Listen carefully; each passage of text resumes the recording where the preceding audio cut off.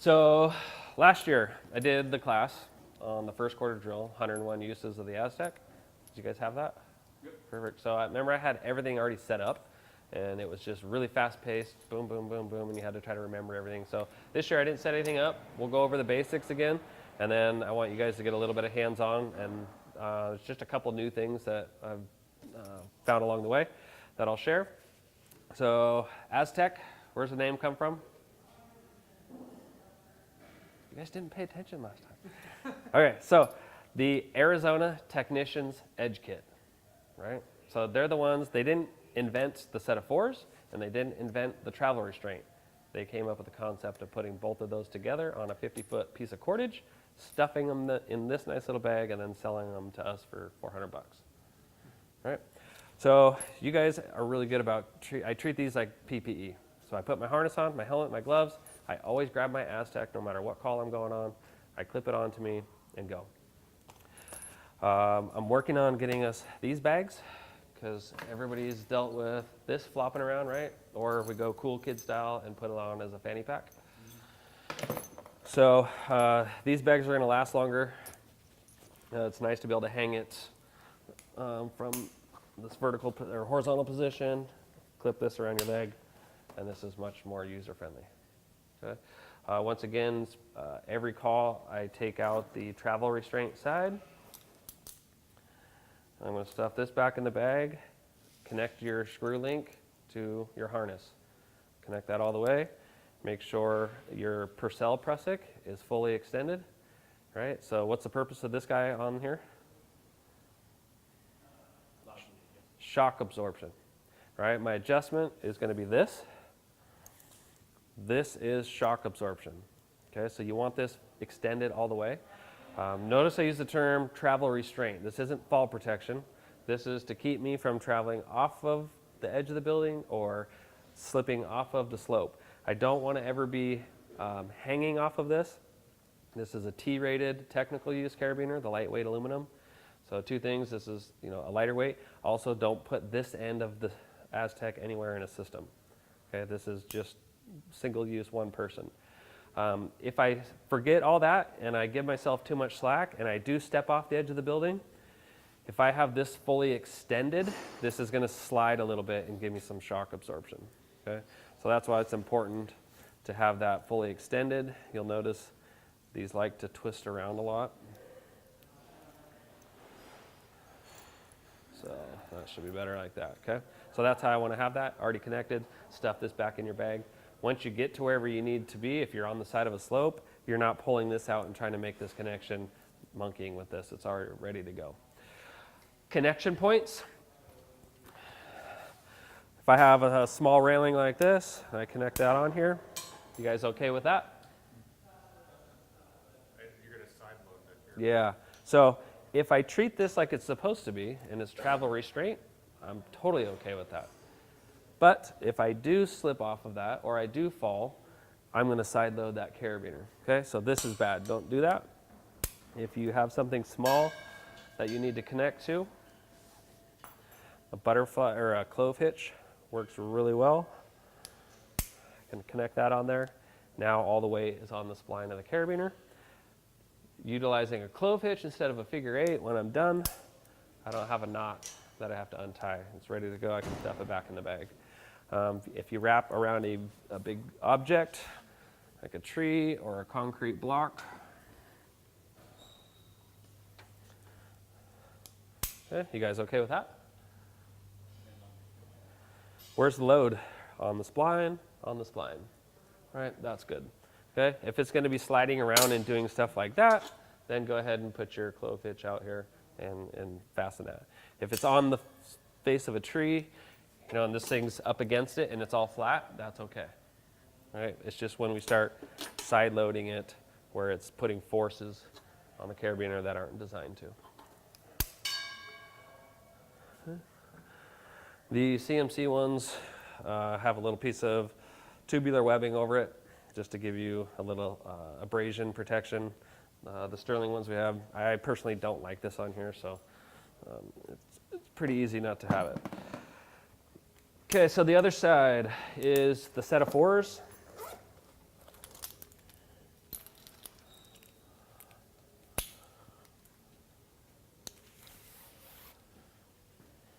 Okay, so you guys know these are all G-rated, right? There are some, I know South King has some lightweight setophores. They're not these Omni blocks.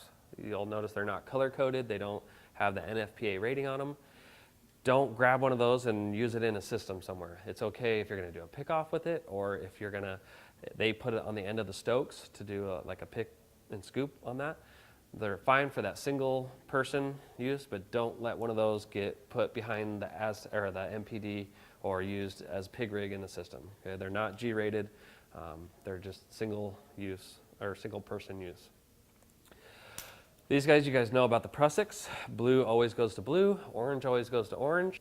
So in this configuration right here, what is my mechanical advantage? This is my anchor. Here's my load.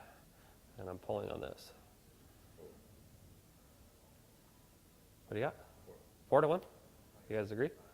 You're going to say 5? All right, tiebreaker. 5. 4. 4 to 1. Okay? So if I flip this guy around, in this configuration right here, anchor, load, 5 to 1. Okay? The way I remember this, so this is a concept to remember orientation, not a theory that you can apply to other rope systems. If I am pulling my load in the direction that I want it to go, to me that seems more efficient. That's my 5 to 1. If I flip this guy around, and now I'm pulling against my anchor to move my load, to me in my head that seems less efficient. That is my 4 to 1.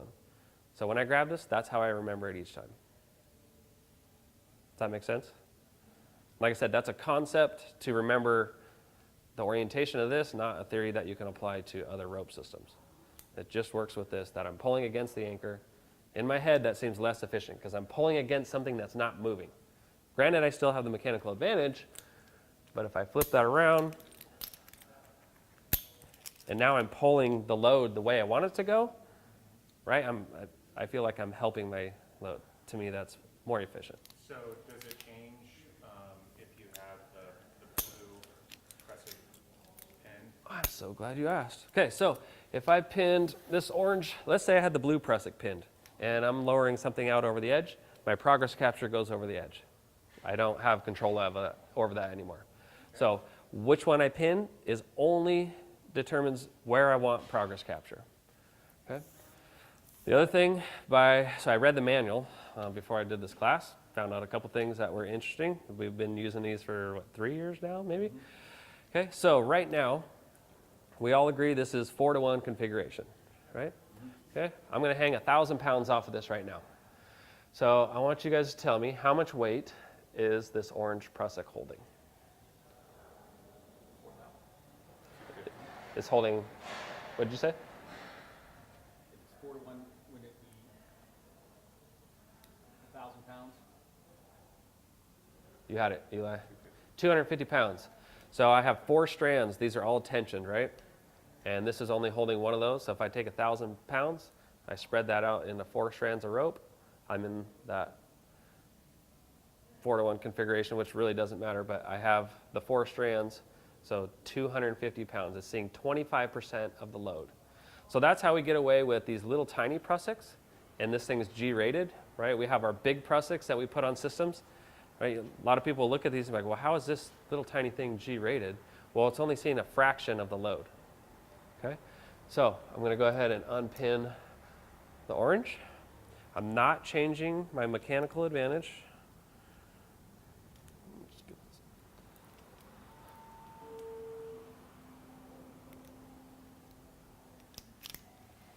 Okay, so I put that same 1,000 pounds back on here. How much is this blue prusik seeing? It's 3, only Look at you, perfect. 3. So a third of 1,000 pounds. 33% of the load, right? So that was something that I hadn't realized, that by just changing which one I pinned, I changed how much that little tiny prusik was seeing. Okay. So where that might come into play, I dropped this thing in the mud. I got this thing loaded. This blue prusik is not holding. It's so close, but it's not holding. Maybe I just flip this around. I pin the orange side. Now I've reduced that down to 25% instead of 33%. I don't see that happening, but I just thought it was kind of something that I didn't really realize and nice to know about the Aztec. Okay? But it's still that same 4-to-1 configuration, but where that progress capture is, we're only utilizing 3 of those. The other thing, let's say you're tired of the 540 locking up. You're going to go back to tandem Prusik belay. So you pull out your tandem Prusiks, you grab your LRH, and A shift, or let's see, you guys are, yeah, D shift forgot to put it back together. It's all messed up. The carabiners aren't there. You're like, I'm not going to rebuild this. What could you grab and put behind the tandem Prusiks? Aztec. This would be a great load releasing hitch, right? I would have done the same thing until I actually read the manual, and the manual says, do not shock load this. So when we run a slack belay, what are we relying on to lock those Prusiks? That shock, right?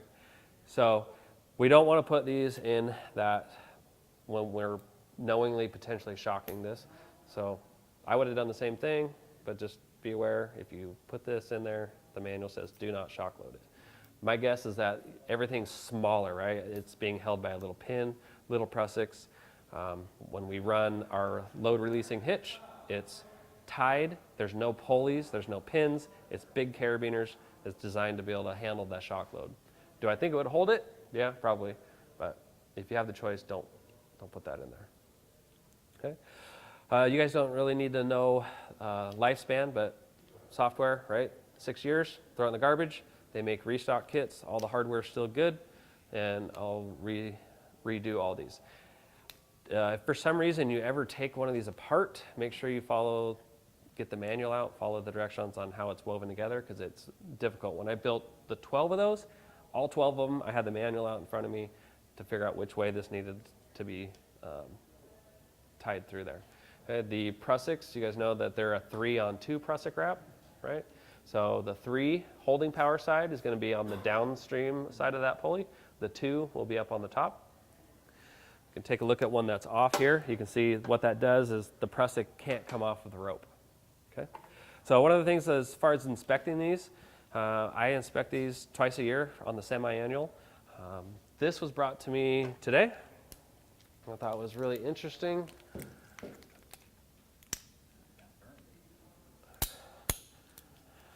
So we don't really know what happened to this, but apparently when this was wrapped, they couldn't see this damage. This got wet yesterday. Drew took it apart to let these Prusiks dry, and when he unwrapped this Prusik, this is what it looked like. So we still don't know what happened. It doesn't appear to be burnt. It almost looks more like abrasion, but I mean, it still could have been maybe burnt on there. We're not really sure. So this is why we inspect those things twice a year. And after you use one, give it a good once over and make sure that these aren't torn apart. I don't recommend that you unravel these, but at least just kind of spread those apart, take a look at them, make sure that they're not falling apart on the inside. The travel restraint side of that one also had a little bit of damage on these. They're starting to pull apart right here. So, and this can be, they get rubbed up against walls, whatever you're doing if you're going over stuff. So pay attention to them, make sure that they're going to be in good working condition. So on a traditional team-based pick, when the rescuer goes down, makes patient contact, how do we get the patient off the system? With the strap or? So on the traditional team-based, we utilize the team members on the main line to either do a pig rig or convert to a raise, haul you up a little bit, then you unclip your patient from his system, and then we go back into that lower, or they could bring you all the way up. I was under the impression that when we do the rappel-based picks, everybody's using the AZTEK. If I was doing a team-based, I was going to throw the AZTEK on there as well, just because it seemed easier. After watching 5 days and 2 evolutions every day at the amphitheater of people using the AZTEK in the team-based scenario at height, then you have beams that we're walking on, then you have cables going through there, and you have your lobster claws for 2 points of contact. Maintaining that thing, keeping it neat and organized, it added a lot of time, and it really slowed the evolution down. So we kind of wanted to go back to that traditional team-based pick where we used the main line to haul us up. So we played around with throwing the AZTEK on the back side of the MPD.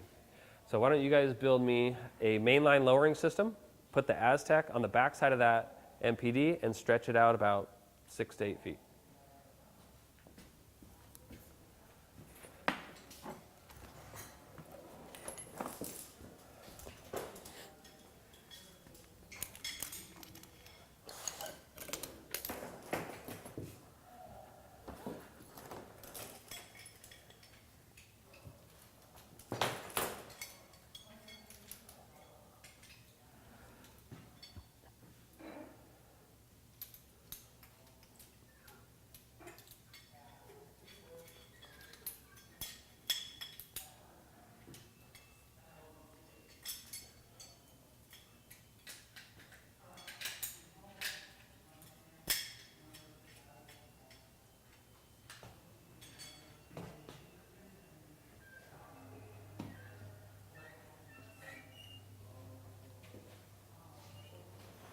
All right, we'll call that good right there. Okay, so then if we're not physically holding our Aztec, what do we need to do with it? We tie it off, right? So if we have enough people, and Kent, you're on the main line, I'm your rescuer, go ahead and lower me down. And you can hang on to that, Eli. So you lower me down, I get to the patient, stop. I take my long tail bowline, connect in. I take my pick-off strap, connect in, take the slack out. I'm ready to haul. Eli's already on that, it's ready to go. Now we just haul, haul, haul, haul. All right, stop. Okay, I DC the patient from his system. Kent, I'm ready to be lowered. And we're right back, heading down to the ground. Now you could tie that off. I don't have to grab pulleys, prusiks, add mechanical advantage to my main line. So, are we exposing this to possibly being shot? Did this ever get slacked at any point? No. Nope. Because you're in a vertical. Yep. Okay. Gotcha. Our main lines should never be slacked. No matter every evolution that we do, from vertical stokes, medium angle stokes, pickoffs, we never slack our main lines. Right. Another option be if you had your edge right here, your anchors there, is you could just then attach this to the, extend it out, attach it to the line, pull it up to get them off of it, and then. Piggyback? Yeah. Yes. Piggyback. Yep. If you forgot, and all that does is adds one extra step of wrapping a prusik. Now I haul. When I say stop, now you've got to take that tension back off, come up here, unwrap your prusik. So all we're doing is eliminating those extra steps. So this isn't something that you have to do every time. It's just something that we played with. It worked really well. It was fast. I like that it stays with the traditional concept of the team-based pickoff. And you know, before I was thinking we don't need pickoff straps anymore, but kind of watching 5 days, twice a day, this was the A game. Okay. So I learn something new every time I do these drills, just watching people and seeing what works and what doesn't. So, and having 2 people here, we can just stay on that the entire time.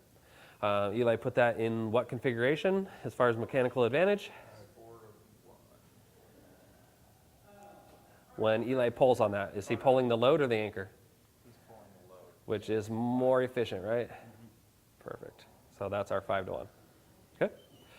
So let's DC the Aztec. Let's take this, connect it back to that anchor over there. Okay, when I talk about not passing, I usually get a lot of looks like, why do we need to not pass? I've been here 20 years. Kent and I, have you ever passed a knot on a call? Never on a call. Never on a call. Do you guys remember a year and a half ago, the homeless guy up at Mud Mountain Dam that wandered off the edge of the cliff? Mm-hmm. And then Guardian 1 came in and took our work? Had they not been able to fly that day or not been out there, we would have been passing a knot. So to say that it's never going to happen, it did happen. We just had a helicopter that happened to pick the guy. He was 600 plus feet over the edge. I don't know if there was a way to do 2 separate systems, but it definitely would have been something where we could have tied 2 ropes together and done a haul. So it's so easy to do with the Aztec. I think we need to stay proficient with them. So we would have mechanical advantage on this side right here. We'll go ahead and simulate that right now. Kent, you want to go ahead and haul for me? Okay, we're coming up on our raise. And we'll go ahead and stop about right there. You guys are on it.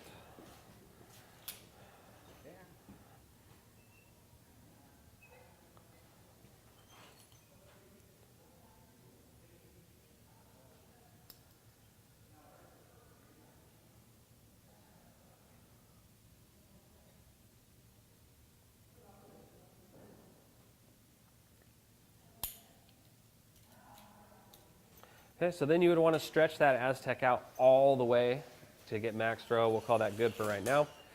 Because not only do we need to get the knot through the MPD, but we also want it through whatever mechanical advantage we have on the back side of this. Okay, so let's go ahead and haul. Be careful not to jam that in there. You don't need to haul on his. We're just going to collapse this Aztec.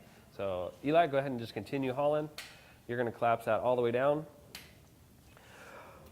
Once again, Eli put that in the 5-to-1 configuration. So if we had a 5-to-1 on this side and we were maxed out, that was all we had, and we threw that in a 4-to-1 configuration, we're probably not going to be able to bring this load up. So pay attention to that. If you needed more, we're going to have to grab a rope and do a bigger pig rig than if you had a 9-to-1 on this side.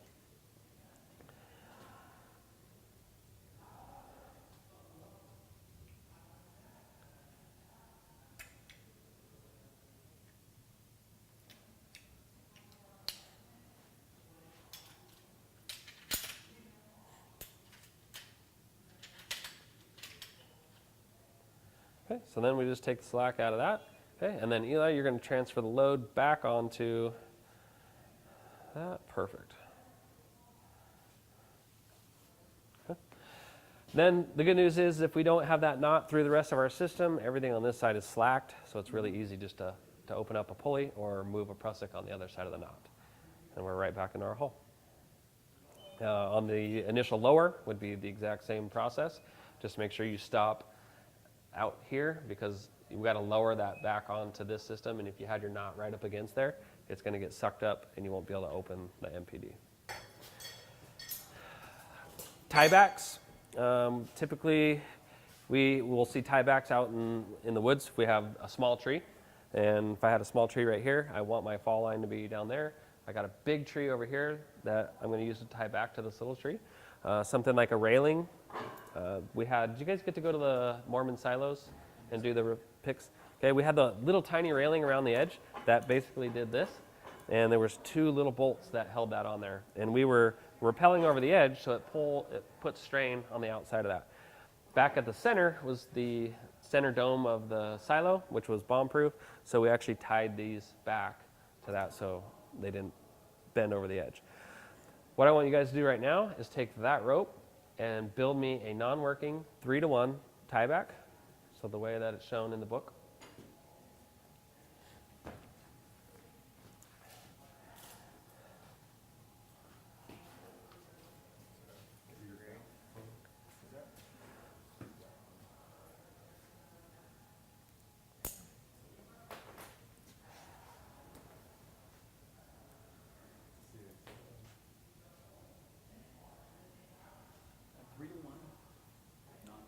Yep, non-working 3-to-1. So tie a figure 8 on the bite. Okay.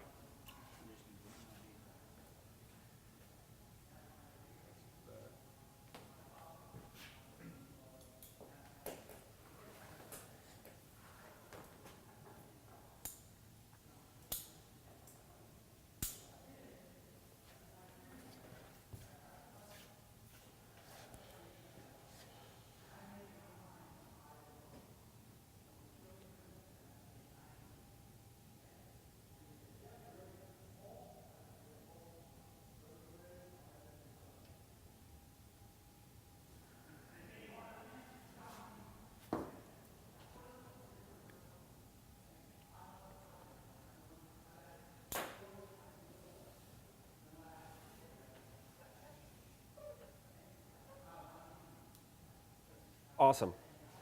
So this is typically when I say non-working, I usually get everybody kind of looking around at each other like, okay, how do we do that again? We don't do it very often, right? But this is what we teach in the rope school. This is what's in the book. Yeah, that's perfect. How much tension do we put on this?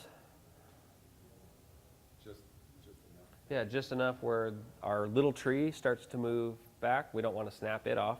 If this was the railing here, I would be good with that. We could maybe add a little bit more. Then the only other thing we would do is tie that off, right? Okay, so let's slack this and we'll DC it. So I want you to build me a tie back with the Aztec. Right here, same thing.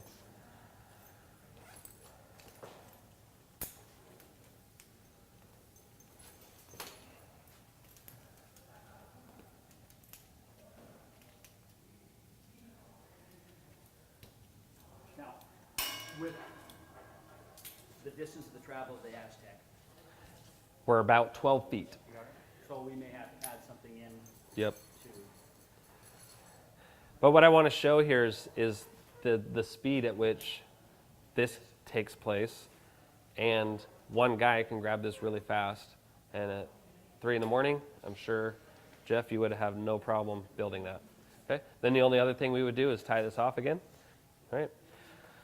So when we tie these off, we're doing them the same way as our load releasing hitch.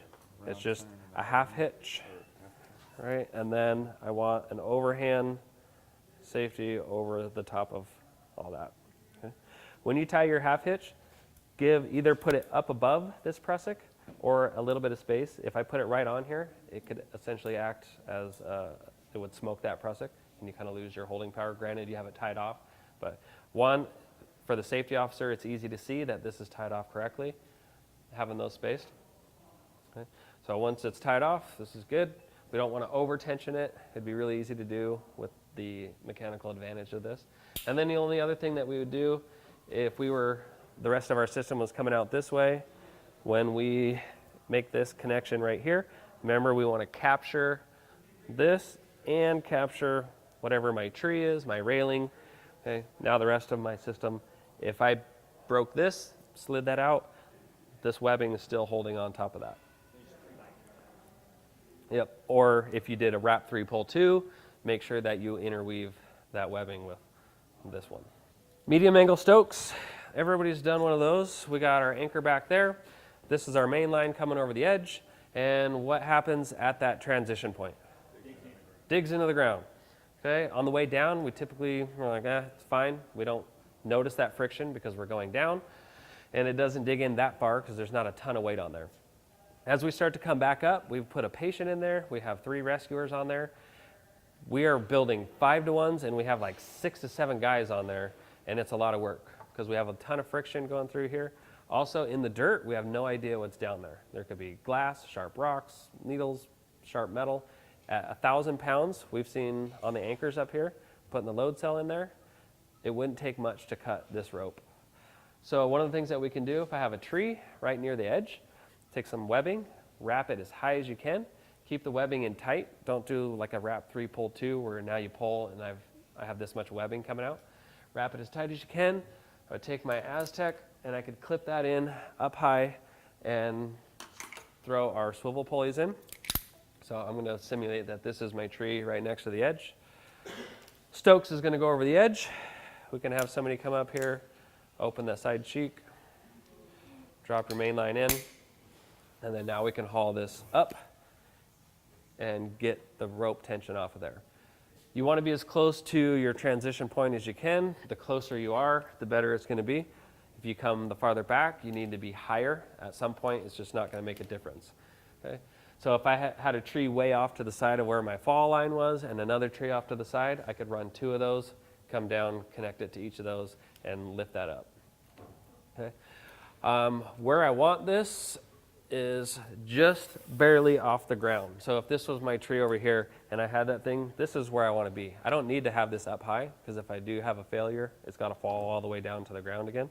So keeping it just barely off the ground is ideal. You're keeping it out of the dirt. Stokes comes back up and I can lower this guy down, drop this out of the way, and continue bringing that through. I want this anchor floating. So I want it right here. Okay. And you guys can DC any of these AZTEKs you want to use. And I want to be able to hook the MPD up and have the rope going over the edge of that. Okay.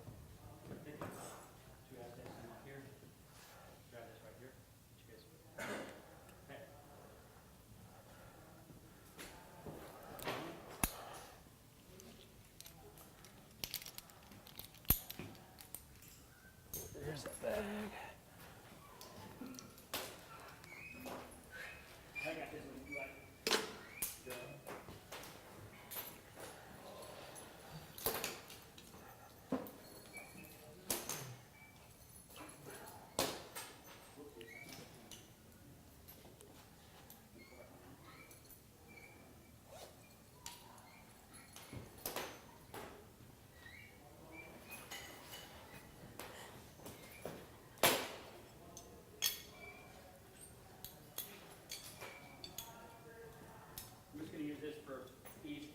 Yep.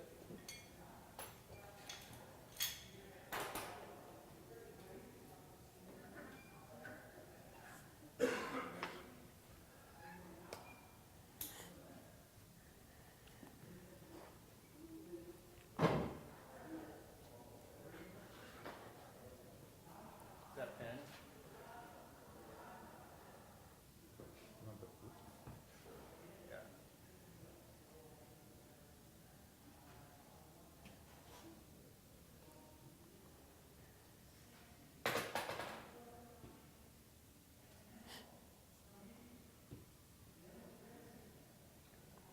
You want that other one pinned the same way, Kent? That one? Does it matter which side's pinned on this? Not really. No, not really. So one of the things you can see that Kent is struggling with, these CMC brand, they don't give you much room. These prussics are really stiff and small. If you look at the Sterling, look at how far this orange prussic is away from that, and you can see the size of the loop. Okay, I really like these better for manipulating because you can see how difficult that is. So other than the bags on those aren't very good.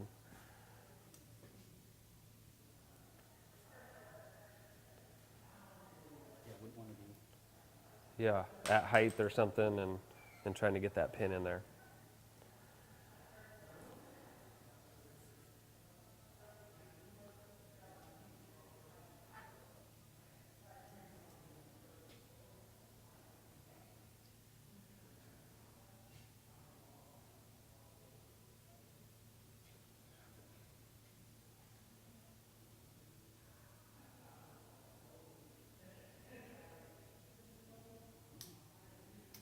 There you go.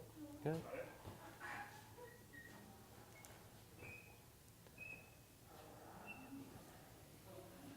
Okay, so we're almost there. Is that a floating anchor? We need to.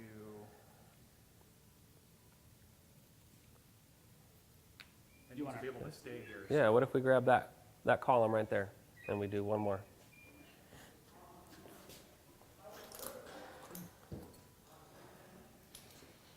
We have a piece of webbing right here that you can use.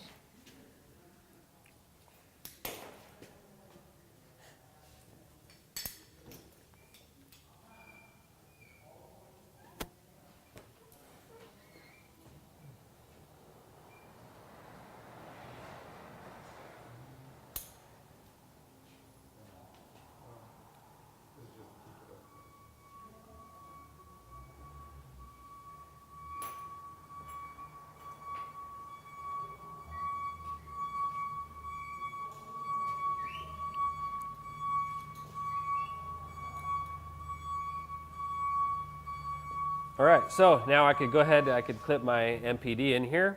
Here's my fall line. You guys made this out of the way. That's perfect. And this makes a nice working position. I don't have all this extra slack to worry about when the system's not loaded. Where I see this coming into play, say we go up to Mud Mountain, we got somebody over the edge. Here's a logging road or something like that.